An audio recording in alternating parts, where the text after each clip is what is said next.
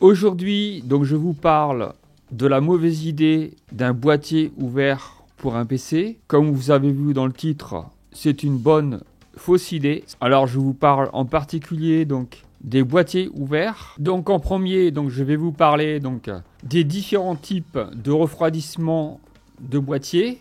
Donc en deuxième, je vous parle de la gestion des câbles. Et enfin, je vous parle donc des boîtiers ouverts, donc leurs inconvénients. Donc on va parler des ventilateurs. Donc ils sont placés à divers endroits du boîtier. Donc typiquement, les ventilateurs avant donc inspirent l'air frais et les ventilateurs arrière donc expulsent l'air chaud. Et comme vous le savez, sur le dissipateur, il y a un ventilateur qui permet d'expulser l'air chaud du processeur. Ensuite, vous avez la carte graphique qui est équipée d'un ventilateur. Ensuite, vous avez le refroidissement liquide.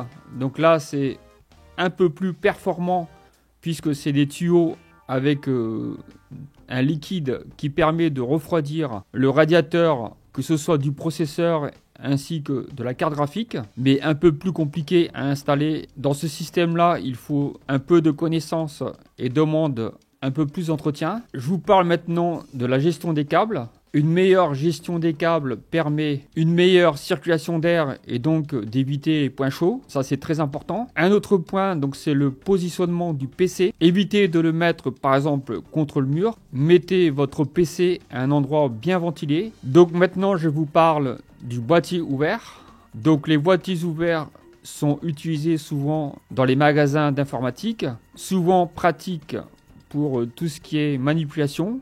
Donc pas besoin d'ouvrir le boîtier pour accéder aux composants du PC. Un point négatif sur ces boîtiers ouverts, c'est le fait qu'il y aura une accumulation de poussière assez rapidement, une performance défaillante due à la poussière donc sur les ventilateurs, que ce soit sur les ventilateurs du processeur ou de la carte graphique. Donc cela a des conséquences, donc il faut nettoyer régulièrement la poussière pour éviter les pannes. Donc un autre inconvénient, c'est le bruit, puisqu'il n'y a rien qui atténue le bruit donc des ventilateurs. C'est le ventilateur du processeur et de la carte graphique, puisque le boîtier ouvert n'a pas d'autre ventilateur. Un troisième point, c'est au niveau de la sécurité. Donc les composants sont plus exposés aux dommages et aux interférences électromagnétiques. Au niveau de l'apparence, un boîtier ouvert sera moins joli puisqu'il y aura une gestion des câbles un peu moins efficace. Certains boîtiers ouverts sont modulables,